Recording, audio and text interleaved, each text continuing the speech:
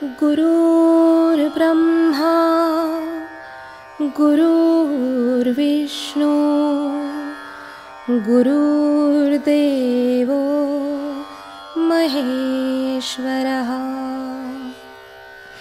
गुरु साक्षात् परब्रह्म तस्मै श्री गुरवे नमः। सद्गुरुनाथ महाराज की जय।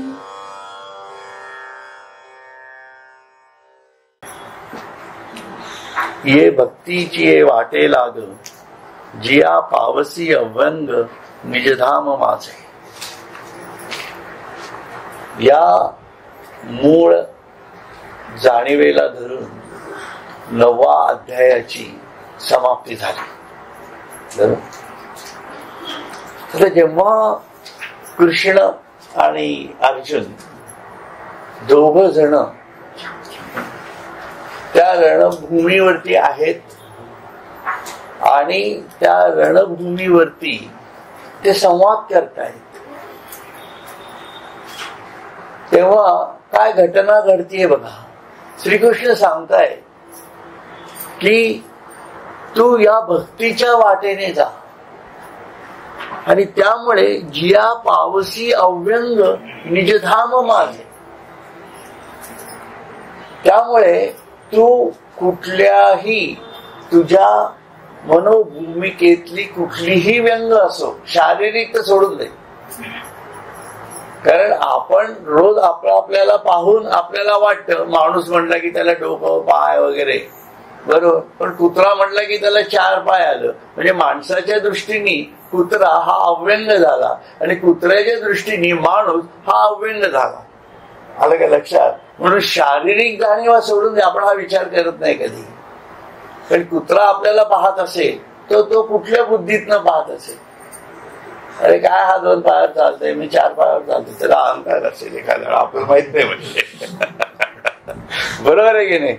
आणि आपण भोभो केलं की हा पळत सुटतो परत, मग अजून आपण पळलं की त्याला पकडता पण येतं. एवढा कॉन्फिडन्स आहे कुत्र्याच्या पाठीमागे बघा. आणि माणसाची भीती, वा घाबरत नाही तसा. म्हणजे त्यांच्या भूमिकेतनं ते जेव्हा पाहतात असतात, आपण त्या सीटवरती जात नाही, त्याच्यामुळे आपल्याला ते कळत नाही ते काय विचार करतायत. जसं आपण झाडाबद्दल म्हणतो की झाडा डोलते, हसतंय, किती छान फुलं येतात, आपल्याला खूप छान वाटतात ती फुलं वगैरे, बरोबर आहे की नाही? पाहिल्यावर किती आनंदी असतं झाड. पण झाडाच्या जाणीवेत गेलं तर त्याचं दुःख कळतं. आपल्याला जर कुंडीत कोणी असं रोवून ठेवलं 6-6 महिने, नुसतं डोक्यावर अभिषेकासारखं पाणी घालत बसलं आणि आपण वाढतो, काय बोलायचं नाही, बघायचं नाही, काही नाही, काय दिसत नाही, काय नाही, नुसतं वाऱ्याने हालत इकडं तिकडं, काय परिस्थिती होईल आपली? म्हणजे ती दुःखकारक घटना त्याच्या दृष्टीने आहे, पण आपल्याला ती सुखावं वाटतीये. हे कुठेतरी आपल्या जाणीवा खूप कमकुवत होत जातात. त्या भूमिकेपर्यंत आपण पोहोचू शकत नाही. या भूमिकेतनं अर्जुन विचारतोय बघा.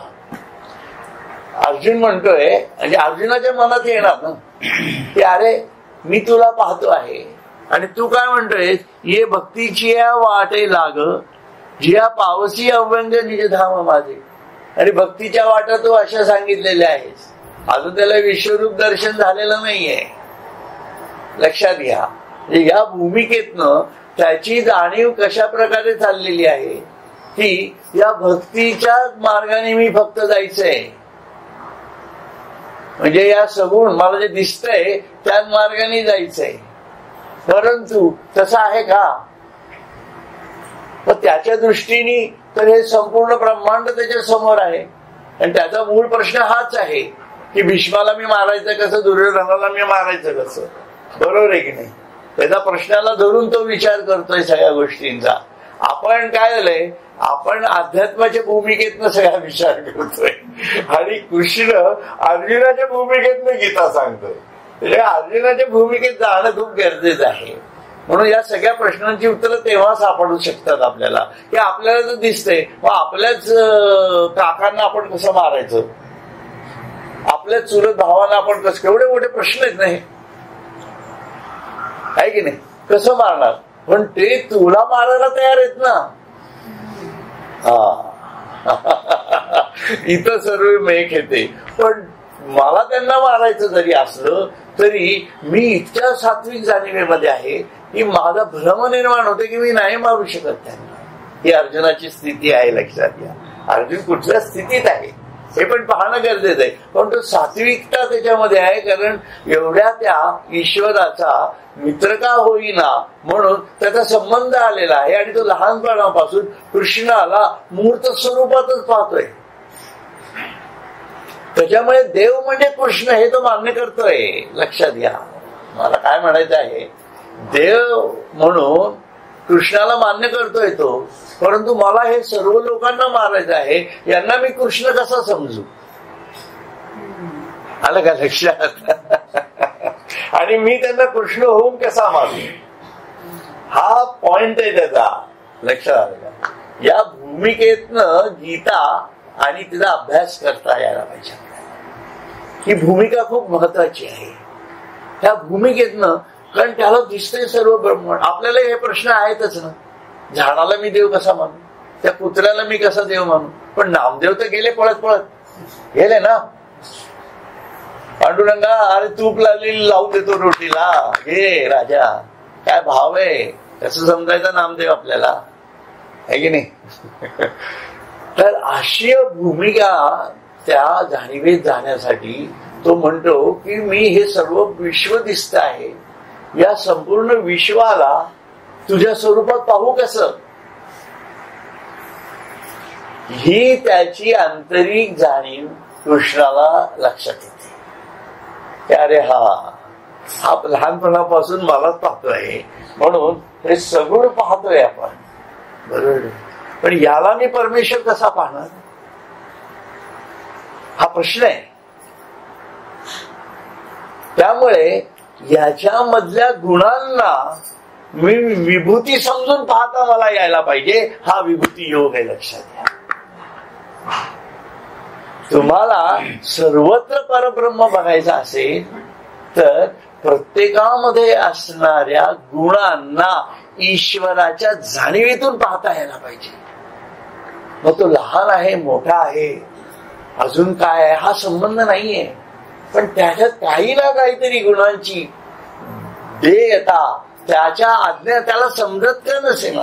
मला कुठे समजते माझ्यात किती गुण आहे की नाही, आपल्याला कुठे कळतंय, परंतु दुसऱ्यातले गुण, माझ्यातला ईश्वर मला कळू शकतो, हे तो मी जाणून घ्यायचा प्रयत्न करतो आहे. पण दुसऱ्यातला ईश्वर समजण्यासाठी त्याच्या गुणांच्या जाणीवेतनं मला तो बघता यायला पाहिजे. फूल पाहिलं की आपला आनंद निर्माण होतो. का होतो? हिरवळ पाहिली, छान मस्त बगीचे पाहिले, हिमालय पाहिला, समुद्र पाहिला की आपल्याला आनंद होतो. ही जी त्याची गुणात्मकता आहे, त्या गुणात्मकतेमध्ये ईश्वराची विभूती आहे, लक्षात घ्या. आणि हा योग आहे. हा योग साधला पाहिजे. म्हणजे का, मन आणि बुद्धीला एकाच ज्ञानाच्या जाणीवेतून या संपूर्ण सृष्टीमध्ये आपल्याला ईश्वर समजता यायला पाहिजे. हा योग आहे. आणि ते समत्वाच्या जाणीवेतनं, कारण मन आणि बुद्धी दोन्हीही एकाच ज्ञानाच्या जाणीवेत यायला पाहिजे. त्याशिवाय समत्व चित्ताचे होणार नाही. हे कसं झालं बघा आता हे सर्व, आहे की नाही. एकदम 9व्या अध्यायानंतर वेगळं आपल्या स्वरूपात समोर आणलं त्यांनी. आणि हे स्वरूपात जेव्हा ज्ञानेश्वरांच्या येतं तेव्हा त्यांच्यामधला गुरुभाव जागृत होतो. बघा, हे जेव्हा समजतं आपल्याला आणि हे अनुभवात येतं, तेव्हा ज्ञानेश्वर महाराज जेव्हा सर्वम खलुइदं ब्रह्म या जाणीवेतून हे सर्व बोलत आहेत, ही अनुभूती कोणामुळे आली, हे ज्ञान कोणामुळे मिळालं मला, तर ते माझ्या सद्गुरूच्या कृपे मला मिळालं. म्हणून त्या सद्गुरू तर समोर बसलेले आहेत. या भूमिकेतनं ज्ञानेश्वर महाराज त्यांच्या सद्गुरूंचं जे कौतुक करतात ना, ते अक्षरशः वाचण्यासारखे आहे. म्हणून पहिले बरेचसे श्लोक सद्गुरूंच्या जाणीवेतले आहेत, लक्षात घ्या. आणि ज्ञानेश्वरांची गुरुभक्ती कुठल्या ज्ञानाच्या जाणीवेवर होती हे पण समजणं गरजेचं आहे. नुसतं आपलं गुरु गुरु गुरु गुरु म्हणून नाहीये, ही ज्ञानयुक्त भक्ती आहे, लक्षात घ्या. ज्ञानेश्वर महाराजांनी त्यांच्या गुरूंची केलेली भक्ती काय स्वरूपातली होती हे समजलं तरच आपल्याला जाणतेनी गुरु भजिजे म्हणजे काय हे कळणार. गुरु समजला पाहिजे. मग तो कसा समजायचा, तर ज्ञानेश्वर महाराज सांगतात बघा, नमो विशद बोध विदग्धा. एक एक शब्द म्हणजे कसे आले बघा. आता त्या मानाने आपण काय फुटकळ काव्य करत असतो, आहे की नाही.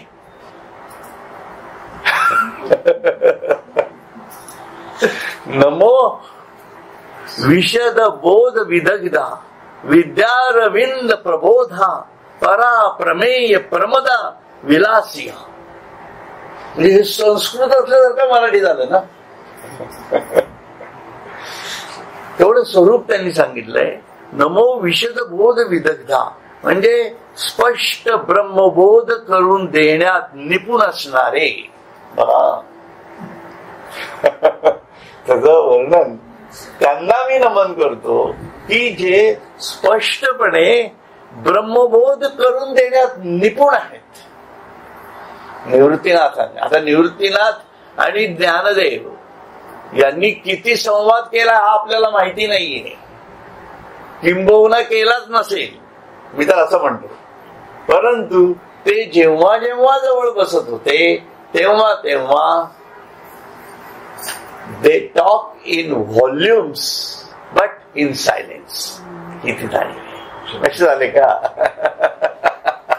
ही ती जाणीव आहे. म्हणजे तुम्ही आणि मी एक दिवस असा यायला पाहिजे की ज्ञानेश्वरी सत्संग आहे आणि कोणी आजूबाजूने जात आहे, काही नाही, तुम्ही बसलत मी बसलेले बस, आणि सत्संग चालू आहे 1.5 तास न बोलता. अवघड आहे ना. अवघड आहे. शब्दे विन संवादिते इंद्रिया विन भोगिते बोला आधी झोंबिजे प्रमेयासी. किती झाले नाही या भूमिकेतनं ते म्हणतात. स्पष्ट ब्रह्मबोध करून देण्यात निपुण असणारे विद्यारविंद प्रबोधा ब्रह्मविद्यारूपी कमलाला विकसित करणारे. ब्रह्मबोध ब्रह्मविद्यारूपी कमलाला विकसित करणारे पराप्रमेय प्रमदा विलासिया. पराविद्येचे प्रमेय जे परब्रह्म. आता पराविद्येचे प्रमेय हे परब्रह्म बा, आपण शब्दार्थ जाऊ नंतर. तीच कोणी स्त्री तिच्याशी विलास करणारे अशा तुम्हाला हे श्री गुरु माझा नमस्कार असो. अध्यायाचा पहिला श्लोक आहे बघा. आणि याच्यात ते म्हणजे ब्रह्मबोध करून देण्यात निपुण असणारे. आता ब्रह्मबोध होणं याच्यामध्ये 2 गोष्टी येतात. एक म्हणजे ज्याला आपण म्हणतो की ज्ञानयुक्त, म्हणजे आपण शाब्दिक दृष्ट्या सांगणं एखादी गोष्ट, बरोबर आहे, आणि त्यातनं बोध होणं, तोही आनंद आहे, लक्षात घ्या. हे असं समजायचं कारण नाहीये की आपल्याला म्हणजे बौद्धिक जाणीव, ज्याला म्हणजे योगी अरविंदांनी श्रेष्ठ मनाच्या जाणीवा म्हटलेल्या, हे श्रेष्ठ मन तयार करावं लागणार आहे ना. मग हे श्रेष्ठ मन कसं तयार होईल? श्रेष्ठ बुद्धी झाली तरच श्रेष्ठ मन तयार होणार आहे, लक्षात घ्या. म्हणून बुद्धीला सुद्धा जसं आपण मनाला सूक्ष्म सूक्ष्मतर सूक्ष्मतम म्हणतो, तसं सुद्धा बुद्धीला सुद्धा जडाश्रित बुद्धी म्हटलेलं आहे. प्राथमिक बुद्धी जी आपण फक्त व्यावहारिक म्हणतो त्याला जडाश्रित बुद्धी म्हटलेलं आहे. आणि त्या बुद्धीला पुढे ती लुळी ठरते. तिला अभंग वाचायला दिला की कळत नाही, आणि साधे साधे अभंगाचे अर्थ कळत नाही. मग तिला सूक्ष्मात न्यावं लागतं, तिला अभ्यासिक करावं लागतं.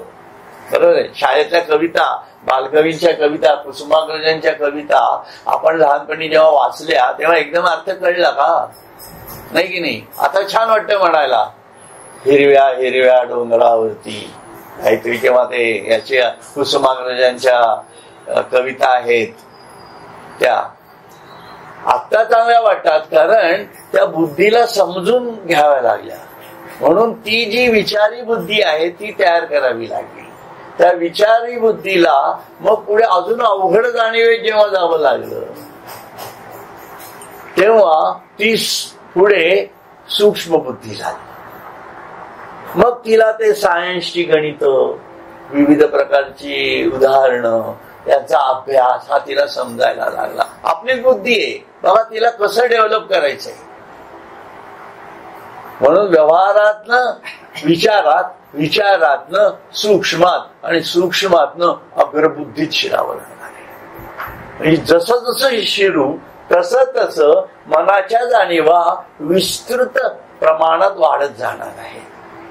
म्हणून प्रत्येक अज्ञानातनं ज्ञाता, ज्ञेय आणि ज्ञान ही त्रिपुटी म्हटलेली आहे. याच्यात आले ना त्रिपुटीची संबंध. तर ज्ञाता, ज्ञेय आणि ज्ञान ही त्रिपुटी प्रत्येक स्तरावरती तोडावी, एकत्रित म्हणजे ती भंग करावी लागणार आहे. आणि त्याच्यातनं पुढच्या ज्ञानाच्या जाणीवेत गेलं की परत तिथं ज्ञाता, ज्ञेय, ज्ञान ही त्रिपुटी आलीच. त्याच्या पुढच्या स्तरावर गेलं की परत ती त्रिपुटी आलीच. अशा प्रकारे आपल्याला बुद्धीच्या जाणीवा वाढवत वाढवत नेलं तरच मन स्थिर होणार आहे. मन स्थिर का होत नाही त्याची ही कारण आहे.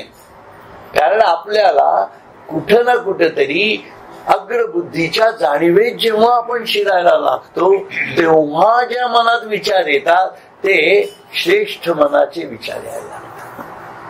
काही श्रेष्ठ मनाचे विचार यायला पाहिजेत ना, नाहीतर इतर भौतिकच विचार येत राहणार, किंवा इमिजिएट जे काही प्रॉब्लेम्स असतील त्याचे विचार येणार. ते प्रॉब्लेम्स ते इमिजिएट हे संपल्यावर ते येणारच आहे. मग मन सतत त्या प्रॉब्लेम मध्ये अडकत जातं, कारण ते विचाराच्या पलीकडे जातच नाही, सूक्ष्मात जातच नाही, तयारच नाही ते जायला.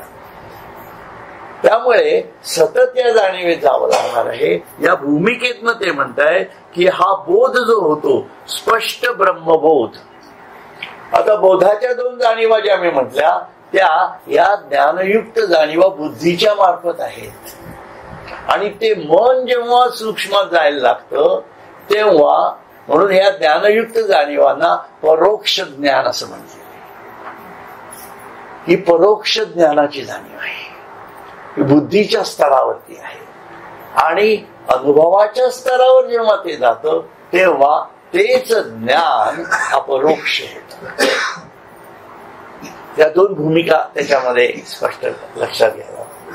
परोक्ष ज्ञान हे आवश्यक आहेच, ते टाळायचं कारण नाहीये. उलट ते जेवढं वाढवाल तेवढं अपरोक्ष ज्ञानाची जाणीव हळूहळू आपल्यामध्ये स्थिर होईल. वर्षभराचा तुम्ही अभ्यास करता, बरोबर आहे की नाही? पहिल्या तिमाहीचा धडा एकदा समजून घेतला, तो 6 महिन्यामध्ये पण वाचला आणि वार्षिक मध्ये वाचला की ऑटोमॅटिक त्या ज्ञानाच्या म्हणजे त्या बुद्धीच्या जाणीवा वाढत जातात.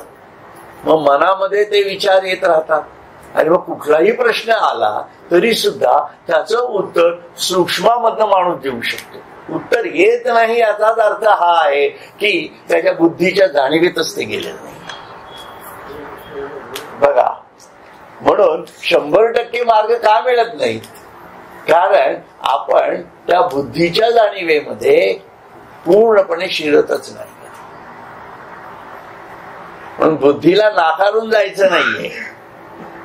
म्हणून बुद्धीला समोर ठेवून लढवय्या वृत्तीनी बुद्धीनी लढलं पाहिजे, लक्षात ठेवा. कारण हे सगळे अज्ञानाचे प्रदेश जर काबीज करायचे असतील तर तुम्हाला लढवय्य व्हायला पाहिजे. आणि त्याच्यासाठी बुद्धी ही त्याचं शस्त्र आहे. असं आहे ते. त्याशिवाय म्हणजे प्रदेश म्हणजे फक्त काही पाकिस्तान जिंकायचा किंवा हे असं नाहीये. आपले आतले प्रदेश जिंकता यायला पाहिजे. तो काय आपला संबंध नाही पाकिस्तान जिंकायचं काय, तो ज्याचं ते बघून गेल काय नियतीचं कार्य आहे ते. स्वातंत्र्य असं काही वेळा आलं आणि काही वेळेला गेलेलं आहे, त्यांनी काय फरक पडला नाहीये. ते चालणारच आहे आणि नियतीचा विषय नाही. पण माझं, कारण माझ्या भूमीवरती इतकं आक्रमण झालेलं आहे अज्ञानाचं की ते मी माझ्या बुद्धीच्या मार्फत तोफा टाकायलाच तयार नाहीये त्याच्यावरती.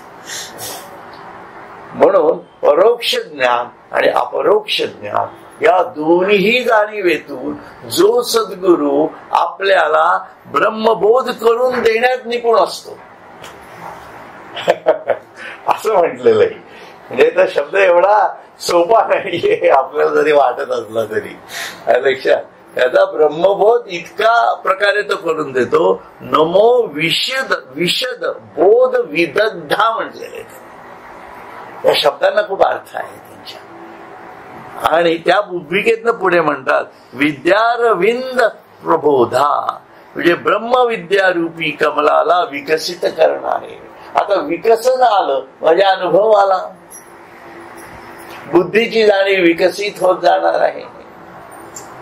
मूलाधार चक्रापासनं स्वाधिष्ठानावरनं मणिपुरावरून तुमच्या विशुद्धामधनं अनाहतामधनं आज्ञाचक्रावर पर्यंत पोहोचणं आणि तिथलं मग सहस्राकार गुरुच्या जाणीवेतनं ज्या गुरूंनी करून दिलेलं आहे की ज्यांनी परोक्ष ज्ञानही दिलेलं आहे आणि अपरोक्ष ज्ञानही दिलेलं आहे आणि स्वतःच्या व्यक्तिमत्वाचं कमळ अशा प्रकारे ज्यांनी फुलवून दिलेलं आहे त्या गुरूंना माझा नमस्कार असतो. तेवढं वर्णन आहे ना गुरुचं. याला जाणतेनी गुरु भजीचे म्हटलेलं आहे.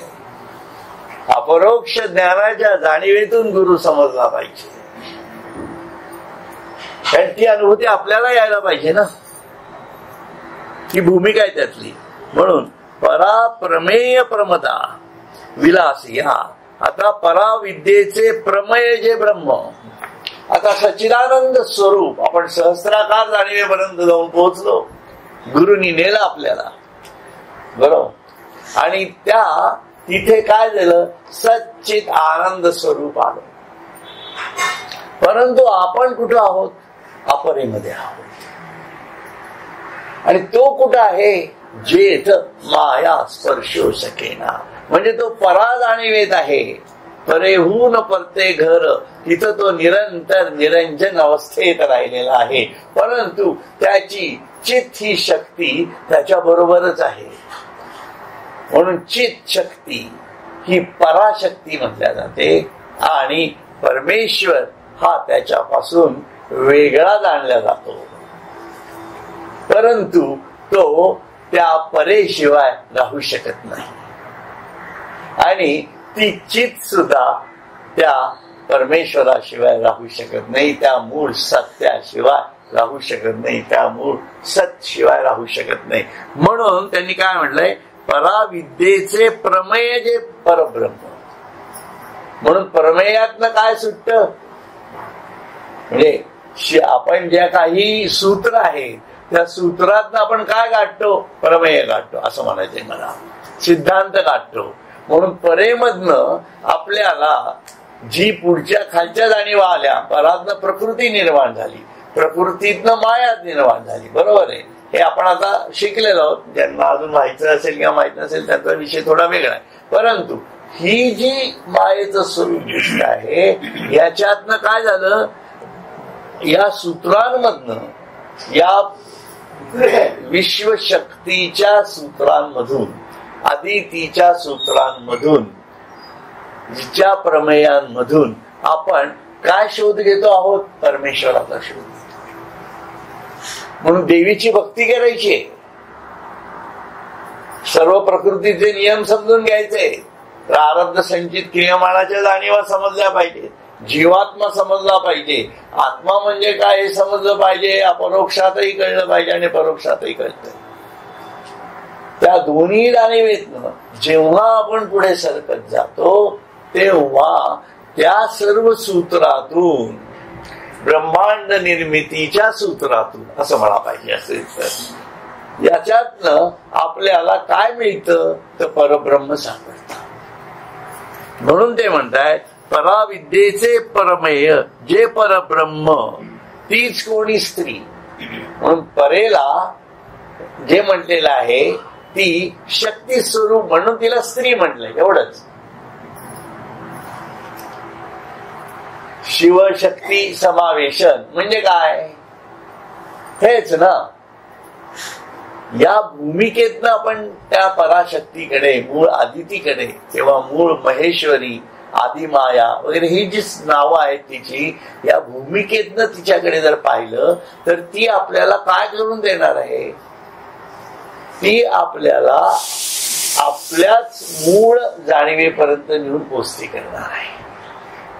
म्हणून देवीची भक्ती, आता नवरात्र पुढे येईल गणपती झाल्यानंतर, तर देवीची भक्ती करत असताना आपल्याला देवीला हे मागणं मागायचं आहे की हे देवी, हे महेश्वरी, हे काली, हे महालक्ष्मी, हे महासरस्वती, तू मला तुझ्या ताकदीने त्या परब्रह्मापर्यंत पोचत कर. कारण मी अज्ञानी आहे, मी हे सर्व अज्ञानाचे प्रदेश तुझ्याशिवाय काबीज करू शकत नाही. लक्षात घ्या. आणि शेवटचा जो प्रदेश आहे तो सच्चिदानंद स्वरूपाचा प्रदेश आहे. त्या भूमिकेतनं तीच कोणी स्त्री तिच्याशी विलास करणारे. म्हणून परब्रह्म केव्हा येतं ते त्या पराशक्ती बरोबरच असतं, मूळ माया त्याच्या बरोबरच असते. परवा आपण पाहिलं निशून्याच्या जाणीवेमध्ये असणारे योगेश्वर श्रीकृष्ण जे होते त्यांच्या बरोबर शक्ती ही सातत्याने होतीच होती. फक्त ती योग मायेच्या जाणीवेमध्ये होती. म्हणून मला काही लोक शब्द वापरतात ते योग मायेच्या निद्रेत असतात वगैरे. निद्रेत वगैरे काही नसतं कोणी, असं माझं मत आहे. मला कोणाची विरोध करायचा नाहीये, पण निद्रेत असतीलच कसे आहे की नाही. सर्व एवढ्या घटना सातत्याने क्षणाला, क्षणाच्याही अर्ध्या क्षणाच्याही अर्ध्या क्षणाच्याही अर्ध्या क्षणामध्ये घडत आहेत. कोण योग माया निद्रिस्त असू शकेल? शक्यच नाही. ती तिच्या जाणीवेतून कार्य करती आहे आणि ती सतत त्या परब्रह्माशी निगडीत आहे आणि त्याच्या प्रत्येक श्वासामध्ये मी ब्रह्म आहे आणि सर्वम खलविदम ब्रह्म या निद्रेच्या जाणीवेत तो असू शकेल, पण योग माया नाही. तर निरंजन त्या अवस्थेत आहे, त्या अवस्थेला निद्रा अवस्था, कारण तो बाकी काही पाहतच नाही. कोण सुधीर पांडे, कोण पारखी, कोण खाणेकर, काय त्याला घेणं देणं नाही. म्हणून त्याच्या जाणीवेत आपण पोहोचेपर्यंत त्या स्वयंपाकघरात ना आपल्याला हे लावलं पाहिजे ना, वशिला. बरोबर आहे की नाही. स्वयंपाकघरातला वशिला खूप चांगला असतो, लक्षात घ्या. त्याच्यामुळे प्रॉब्लेम येत नाहीत कुठले. तुमचा आदर सत्कार चांगला होतो स्वयंपाकघरात वशिला असेल तर. त्यामुळे नाहीतर मग ते त्या माणसाला सांगावं लागतं सारखं, हे करा माझे मित्र येणार आहेत, ते करा माझे मित्र येणार आहेत. खूपच व्यावहारिक स्तरावर बोलतोय, पण तसं नाही. तसं न घेता आपण असं बघूया त्याच्याकडे की ही जी प्रकृती माता आहे तिने स्वतःच आपल्याला ईश्वराच्या जाणीवेत नेणं गरजेचं आहे. आणि हे जे सर्व कार्य चालतं मायेचं, याच्यावरती गुरुतत्व हे अत्यंत महत्वाचं कार्य करत असत. म्हणून गुरुच्या बुद्धीत आपण जायला पाहिजे. गुरुच्या अंतरंग चतुष्टयात आपल्याला शिरता यायला पाहिजे. म्हणजे बरोबर आपण प्रकृती आपला कॉग्निझन्स घेते.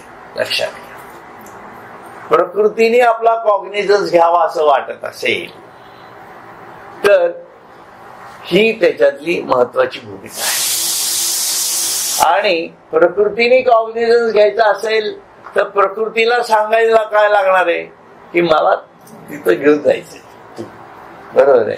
मग ती आपला वशिला, तो जो निरंजन अवस्थेत बसलेला आहे तिथपर्यंत लागतो.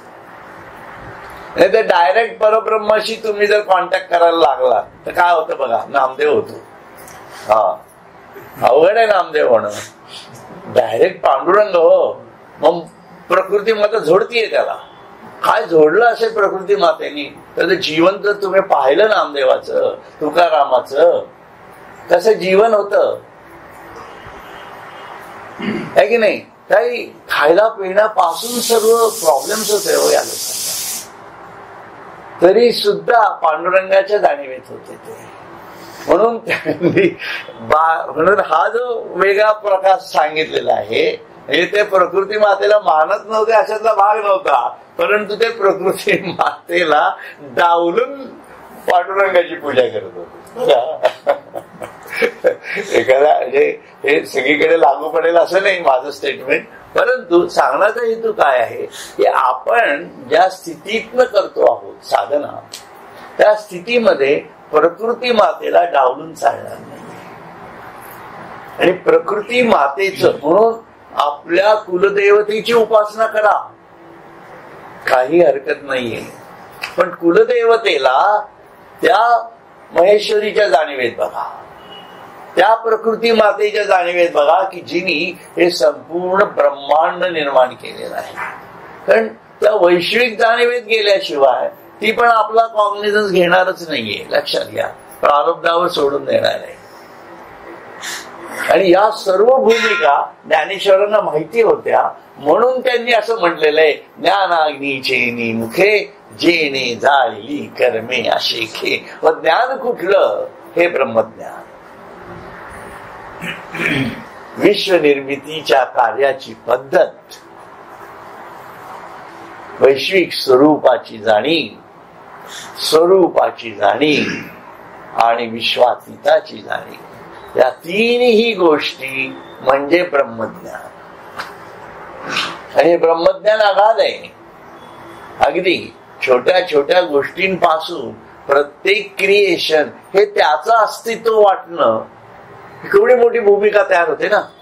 याच्या जगामध्ये टाकाऊ काहीच नाही, कारण हे मी निर्माण करू शकत नाहीये काही. हे सर्व त्यांनीच निर्माण केलेलं आहे. अगदी कपडे लत्ते खाणं पिणं यातलं मी काय निर्माण करू शकतो. माझ्या बुद्धीच्या जाणीवेतनं माझ्या आकाराचा शर्ट मी शिवू शकतो. कापड ते कारखान्यामध्ये तयार होऊ शकतं, पण कापूस तो मिळत नाही. बरोबर आहे की नाही. म्हणजे कुठं ना कुठं तरी ही बुद्धी, ही विचाराची बुद्धी आहे. एवढी तर बुद्धी आपल्याला वाढवता यायला काय हरकत आहे. आणि ही बुद्धी जरी वाढत गेली आपल्या हळूहळू, तरी सुद्धा आपण हळूहळू सूक्ष्म बुद्धीत जाऊ शकतो. दिसतंय तेच बघायचंय. तुकाराम किती शिकले होते. आताच्या भाषेत म्हणाल तर काय, म्हणजे शाळेतच गेलेले नव्हते, पण केलं ना सगळं. सगळे डॉक्टरेट लोक सुद्धा जाऊन पाया पडतात आणि सांगतात आम्हाला काही कळत नाही तुकाराम. कारण त्यांनी ज्या पद्धतीने साधना केलेली आहे, त्या साधनेची पद्धत समजून घेणं खूप गरजेचं आहे. म्हणजे ज्या प्रकारे त्यांनी साधनेमध्ये, ते आता पद माझ्या तिकडं असेल, मला एवढं पाठ नाही ते, परंतु वैराग्याच्या शेणी लावल्या दास आहे की नाही. महावाक्य धरी बोंब झाली, आपुले मरण पाहिले म्या डोळा. अशा प्रकारे साधनेचं स्वरूप त्यांनी जे स्पष्ट केलेलं आहे त्या साधनेत ते शिरले. म्हणजे व्यावहारिक दृष्ट्या शिक्षण काय हा विषय नाहीये. कारण विचार म्हणजे जडाश्रित बुद्धी आणि विचार बुद्धी, सूक्ष्म बुद्धी आणि अग्रबुद्धी या जाणीवा आतून येणाऱ्या आहेत. या काय बाहेरून आत शिकवायच्या नाहीच आहेत. कारण जे कळतं तो गणेश आपल्या आत बसलेला आहे. पण बघूनही मला जर कळत नसेल तर मूर्ख याच श्रेणीत मी जातो.